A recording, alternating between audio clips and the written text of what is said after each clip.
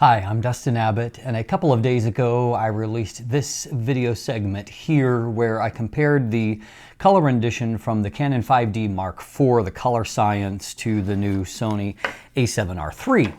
Now, as a response to that, as I've kind of come to expect when I do these kind of comparison type videos, I had a lot of the typical reactions slash overreactions of people that, kind of range from questioning my methodology to those who said, yes, Canon's better, and I'm canceling my order for the Sony a7R3. Now, obviously, those of you that went to either one of those extremes probably missed the nuance of what I was trying to do personally, because I am not trying to dish on the a7R3. I think it's a fantastic camera, and it's one that I will be owning here in another week or so. And so obviously I'm not content to just say Canon color is better than Sony skin tones I don't really like. And neither am I interested in changing my workflow, which was some of your suggestions was, well, you needed to do, X program Capture Pro, or you need to use this piece of software to get appropriate Sony colors.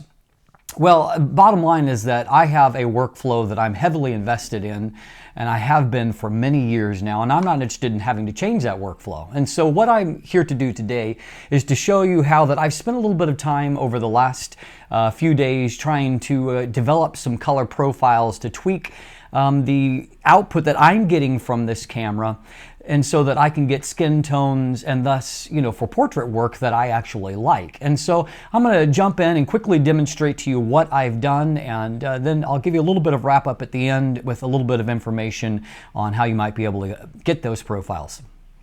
All right, so here is the out-of-camera result from the Canon, and as you can see, it's just a very nice, nuanced result. This is the auto white balance, which has done a pretty good job. I would probably dial in a little bit more warmth just because I prefer it, but skin colors, of course, look nice, and there's room for processing. Now, if you play with the actual profiles down here, the calibration profiles, in this case, all I've done is just use the Adobe standard, kind of the default, and that's what I showed you in that last episode. Now, in this case, dialing in the camera portrait option from Canon is probably a little bit heavy for my taste. It's a nice contrasty result. I think it's maybe a little too heavy in contrast, but anyway, that just gives you an idea. And the one other step I've taken here is just given a just 200 Kelvin increase, or 300, I guess, 4300 to 4500 Kelvin value to warm it up a little bit. Now, a secondary result that we'll look at is here. This is the straight out of camera result, as you can see. And so in this case here, I have done just some mild editing to taste here. And so I'll pop out for a second and let you see them both side by side. So here you can see what I've done. I have taken, this is the out of camera result on the left, and then the edited result on the right. So basically all I've done is I've added a little bit of saturation and a little bit of vibrance, and I've also increased the contrast a bit, but as you can see, not quite as heavily as what the in-camera profile did. And so this is still in Adobe RGB. Now here is the out-of-camera Sony result with the very same process that I've shown you so far. And looking at it kind of natively, it doesn't look too bad. And I looked at that, in this kind of lighting setup, and I thought, oh, that's pretty decent. But then I put it side by side with the Canon, and well, all of a sudden you can see as you begin to look at the skin tones how much more kind of in some ways sallow the skin tones look on the Sony, and you can definitely see that kind of green tinge everywhere that's just not as pleasing as the tones out of the Canon, which are closer to accuracy in terms of the skin tones. So obviously I'm not content to, since I'm going to be shooting the a7R, and since I do like what it's able to produce, I thought I would work at trying to produce a kind of more even result, a better, more pleasing skin tone result that I was looking for. One thing that really stood out to me when I looked at it was the hair, which, as you can see on the Sony, definitely has kind of a green tint to it natively. And so I wanted to work at developing color profiles that would allow me to eliminate that somewhat. So here you can see my edited result, which, you know, while it still shows a little bit of that green tinging, is a little bit more natural looking, but also very important to me is that the skin tones are much more, to me, more pleasing looking. They don't have the same kind of sallowness to them. There's a little bit more brightness and kind of the appropriate pink color that should be there. And you look at this side in particular and you see just a much more kind of natural looking, there's almost a bit of a waxy quality there, which is very disturbing when I'm looking at this level of detail at my own skin. But I definitely prefer the look on the left to that on the right. So let me show you how I achieve that. So the main thing that I have done here is I have developed a profile here utilizing the camera portrait setting. Now in the camera, I actually prefer to use the Sony profile that I like in camera and for JPEGs is actually called light. In this case, I find that using a portrait setting for portraits was better. But what I've had to do, as you can see, is I've had to go through and I've had to do a little bit of editing to the actual calibration of it to get better skin tones out of it. And so if you want to just note these values here. And so as you can see, I've mostly had to really pull back greens here, and I also changed the hue of it a bit to eliminate some of those kind of green tint there. And so you can see some of the things that I made here. And then of course what I do is I create that as a profile. And so if you don't know how to do that process, there's lots of videos that will show you how. And so then you can just do it as a one click.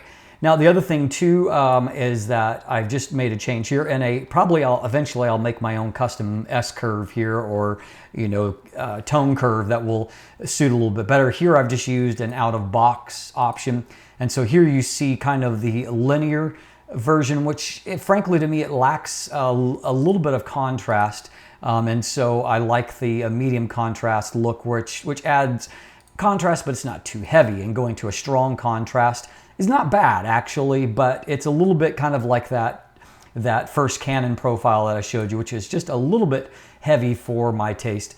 The other thing that I've done is just the general saturation levels I've pulled down just a little bit, just to get a little bit more natural skin tones to me. And then here I have just the one final thing that I've done is that I changed the Kelvin value just a little bit, and the tint, and so so I've changed it to 4304 just to show you as shot the way that it looked. You can see it's still got a little bit of that green bias, but in this case warming it up a little bit and then changing the hue to somewhere around there. That's a little bit heavy. I think it was a 4 value before. Changing it to that has a little bit more natural end result. So give you one more example where I have applied that here. And so in this case, if I were to reset all of this and we look at the original image, this is the image out of camera, and then the image result. So there's one of the options there, and then here's a secondary option that right now I would warm that up a little bit. Maybe let's try our value we did before. Looking pretty nice there now with it warmed up a bit. Now this is actually a variation using the camera light, what I use in camera. And so here, if you want to look at those values, a little less extreme here because there's less native saturation out of the box in the camera light profile. And so I had to do a little bit less tweaking there. I did still, however, moving up here, I did change that point curve to the medium contrast, and I did do the same kind of slight desaturating, but then a nice looking result there from the way that it could look. And then there is also the finally there's the technique that let's go back to this. There is the technique that I showed you before, and that is using this camera portrait option.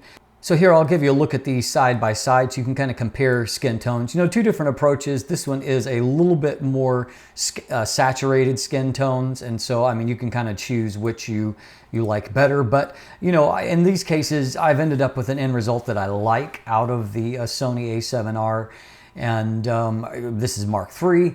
And so in this case, I was using the Tamron 85mm f1.8, and this is at f2. But as you can see, of course, lots of detail here for portraits, and an end result that, you know, after a little bit of tweaking, I'm happy with. And so maybe these profiles can help you to get an end result that you like as well. And here just, here is a, you know, a very mildly tweaked result out of the Canon. So obviously, you know, skin tones look good there, but going to the Sony here, I don't think that that is a radically different result there from the Sony. And so, you know, it is doable with a little bit of effort. So as you can see, in my opinion, we were able to make a significant improvement, you know, without a whole lot of work there to the skin tones on the a7R3 images. And of course, again, this was using the exact same lens on both cameras.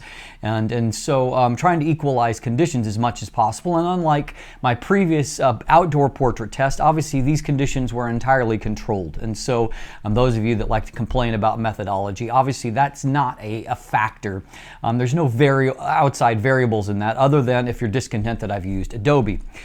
So yes, with the Canon RAW files, for me, I didn't have to do as much work to get a end result, a skin tone that I liked. But for me, most importantly is that, you know, once you've kind of developed presets or import presets that in Adobe Lightroom, it's very simple then to apply those even when you're importing the images into your catalog and quickly have images that you like. And so for me, I'm happy to have invested that work because it means that I'm going to feel, you know, much more content in shooting portraits and, you know, using both the amazing resolution from this, trying out some, you know, different lenses that are specific to the Sony body, and of course that awesome IAF, which really, I think that the chief advantage to IAF is that it really allows you to move faster in your workflow and not worry so much about composition, about getting a focus point on the eye and worrying that it might be off. It's a pretty amazing piece of technology. So I'm looking forward to utilizing that. So obviously you're able, if you pause the video, to copy over some of those features. Of course, if you like the end result that you saw there, you're able to copy over some of those settings and develop your own preset. However, if you are a patron, I have uploaded to the Patreon, the patrons page, I have uploaded both a couple of those raw samples from each camera for you to work with, but I've also output 3 of those Lightroom profiles that are ready to go. All you've got to do is download them and import them, and you are ready to go. And you can find out a lot of instruction on how to do that easily on the internet. I'm Dustin Abbott. If you look in the description down below, you'll find, you know, all the typical linkage. You can look at photo galleries, you can follow me on social media, and you can find buying links there for these cameras as well. And of course, if you haven't already, please click that subscribe button. Thanks for watching. Have a great day.